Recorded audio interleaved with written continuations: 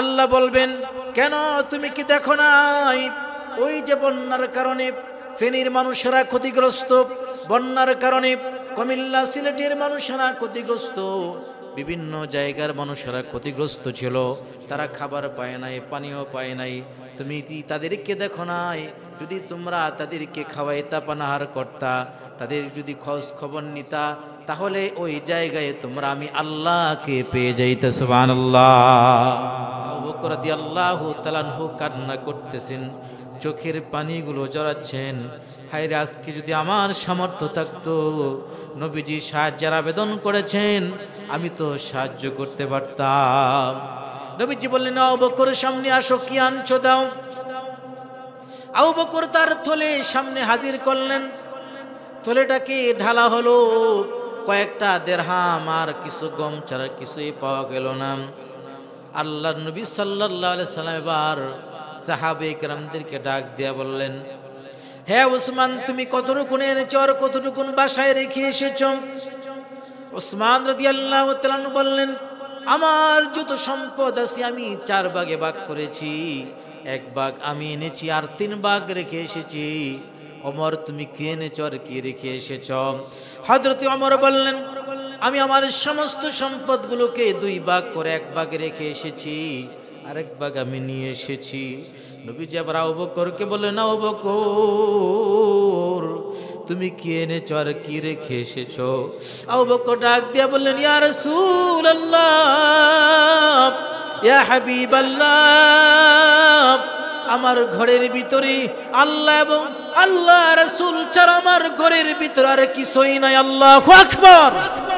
মুসলিম শরীফের বর্ণনা 2569 নম্বর হাদিসের বর্ণনা। বিখ্যাত সাহাবী হযরতে আবু হুরায়রা রাদিয়াল্লাহু তাআলা থেকে হাদিসটি এসেছে।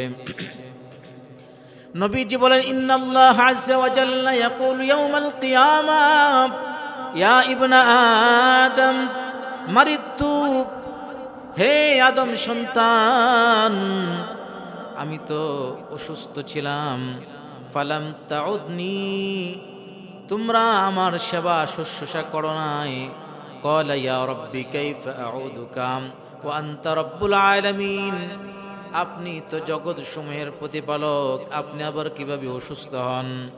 ক্বালা মা আলিমতা আন্না আবদি ফুলানান মারিদা ফালাম তাউদুহু, তুমি কি জানতে না আমার ওই বান্দাটা অসুস্থ ছিল, আর তুমি আমার সেই অসুস্থ বান্দার খেদমত তুমি যদি করতে, তাহলে সেই অসুস্থ বান্দা বান্দির মাঝে আমি আল্লাহকে খুঁজে পাইতে। সুবহানাল্লাহ। আম আলিমতা আন্নাকা লা উদ্দাহু লা ওয়াজাদতানি ইনদাহু, তাদের মাঝে আমি আল্লাহকে তোমরা পেয়ে যাইতে। আল্লাহ পাক কিয়ামতের ময়দানে বলবেন, ইয়া ইবনা আদম, হে আদম সন্তান, ইসতাতামতুকা ফালাম তুতামি, আমি তো ক্ষুধার্ত ছিলাম, তোমরা আমাকে খাওয়াও নাই, আমাকে পানাহার করাও নাই। ক্বালা ইয়া রাব্বি ওয়া কাইফা তা'ইমুকা ওয়া আনতা রাব্বুল আলামিন, তখন মানুষেরা বলবে, আল্লাহ আপনি আবার কিভাবে ক্ষুধার্ত হন, আপনি তো রব্বুল আলামিন। আল্লাহ বলবেন, ক্বালা আমা আলিমতা আন্নাহু ইসতাতা'মাকা আবদি ফুলানুন ফালাম তুত'ইমুহু, আমা আলিমতা আন্নাকা লাউ আত'আমতাহু লা ওয়াজাদতা যালিকা ইনদি।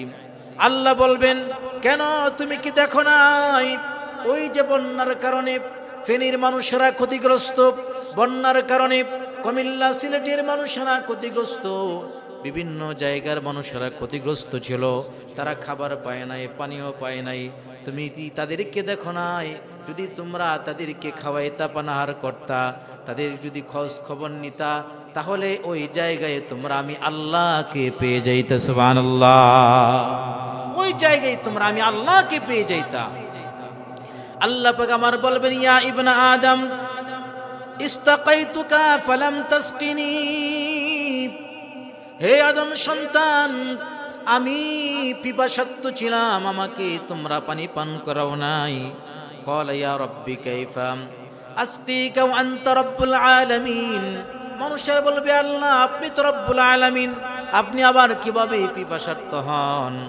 ক্বালা ইস্তাসকাকা আবদি ফুলানুন ফালাম তাসকিহি আমাম, ইন্নাকা লাউ সাকাইতাহু ওয়াজাদতা যালিকা ইনদি। আল্লাহ বলবেন, কেন তোমরা কি দেখো নাই বন্যা দুর্গত কত মানুষেরা পানির মধ্যে আটকার কারণে তারা পান করার মতন পানি পায় নাই, তারা হাহাকার করেছিল, তোমাদেরকে আর্তনাদ করেছিল যে আমাদেরকে পানির ব্যবস্থা করেন, আমাদের খাবারের ব্যবস্থা করেন।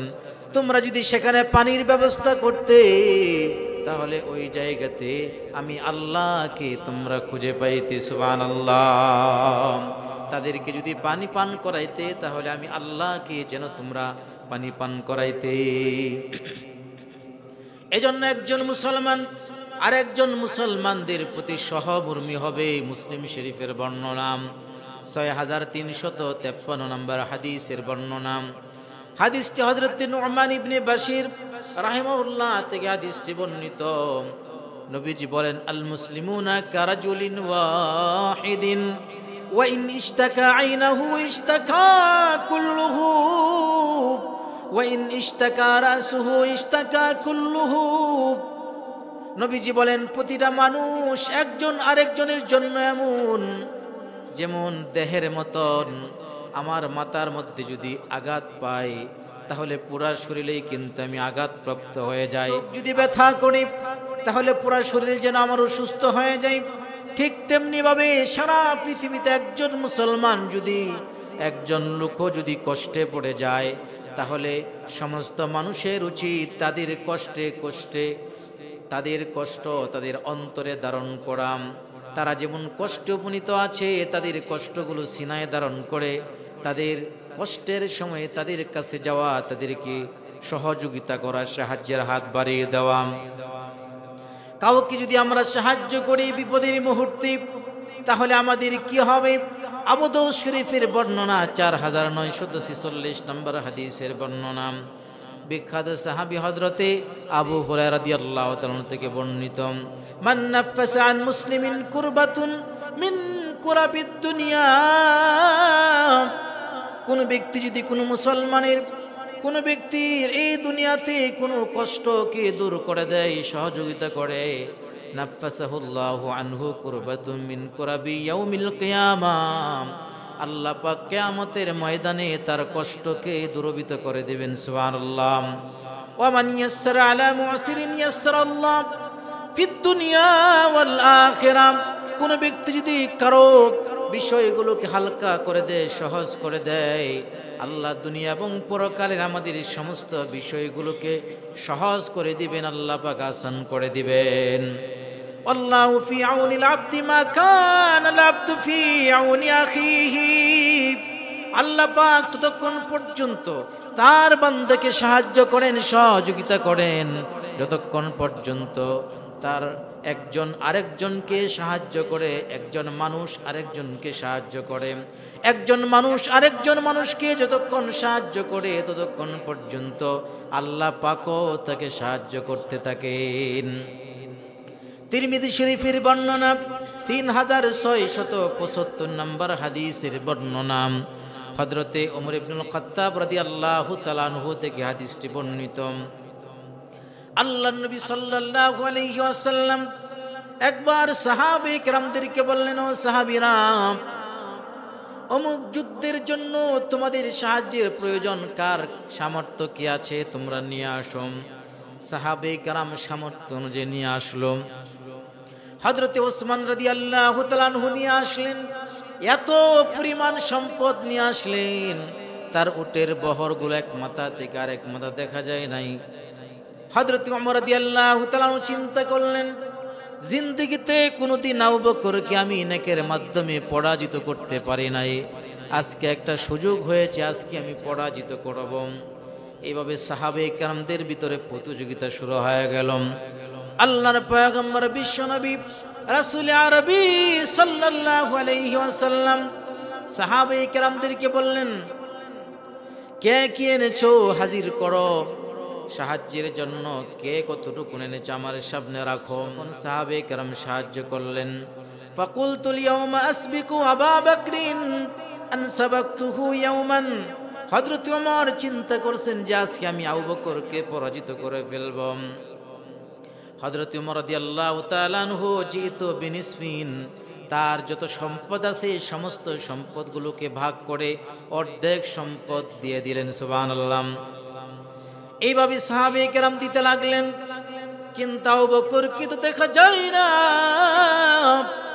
নবীজি বললেন, হে আবু বকর, আবু বকর কোথায়? আবু বকরকে কেন দেখছি না? আবু বকর পিলা একটা খাম্বার আড়ালে দাঁড়ায় আছে। উসমান দান করে, ওমর দান করে, কত সাহাবীরা দান করে, কিন্তু আমার তো ধন সম্পদ নাই। আমি যে পরিমাণ এনেছি এই পরিমাণ নবীর সামনে আমি কেমনে হাজির করব? কারণ হযরত আবু বকর রাদিয়াল্লাহু তাআলা আনহুর যে থলে ছিল ওই থলের ভিতরে হযরত আবু বকর রাদিয়াল্লাহু তাআলা কয়েকটা দিরহাম আর কিছু গম ছাড়া তার কিছুই ছিল না। হযরত আবু বকর রাদিয়াল্লাহু তাআলা আনহু কান্না করতেছেন, চোখের পানিগুলো জড়াচ্ছেন। হায়রে, আজকে যদি আমার সামর্থ্য থাকতো, নবীজি সাহায্যের আবেদন করেছেন, আমি তো সাহায্য করতে পারতাম। নবীজি বললেন, আবু বকর সামনে আসো, কি আনছো দাও। আবু বকর তার থলে সামনে হাজির করলেন। থলেটাকে ঢালা হলো, কয়েকটা দিরহাম আর কিছু গম ছাড়া কিছুই পাওয়া গেল না। আল্লাহর নবী সাল্লাল্লাহু আলাইহি সাল্লাম এবার সাহাবায়ে কেরামদেরকে ডাক দিয়া বললেন, হে উসমান, তুমি কতটুকু এনেছো আর কতটুকু বাসায় রেখে এসেছো? উসমান রাদিয়াল্লাহু তাআলা বললেন, আমার যত সম্পদ আছে আমি 4 ভাগে ভাগ করেছি, 1 ভাগ আমি এনেছি আর 3 ভাগ রেখে এসেছি। ওমর, তুমি কি এনেছো আর কি রেখে এসেছো? হযরত ওমর বললেন, আমি আমার সমস্ত সম্পদগুলোকে 2 ভাগ করে 1 ভাগে রেখে এসেছি, আরেক ভাগ আমি নিয়ে এসেছি। নবীজি আবার আবু বকরকে বললেন, আবু বকর, তুমি কি এনেছো আর কি রেখে এসেছো? আবু বকর ডাক দিয়া বললেন, ইয়া রাসূলুল্লাহ, ইয়া হাবিবাল্লাহ, আমার ঘরের ভিতরে আল্লাহ এবং আল্লাহ রাসূল ছাড়া আমার ঘরের ভিতরে আর কিছুই নাই। আল্লাহু আকবার। আল্লাহ এবং আল্লাহ রাসূল ছাড়া আমার ঘরের ভিতরে আর কিছুই নাই।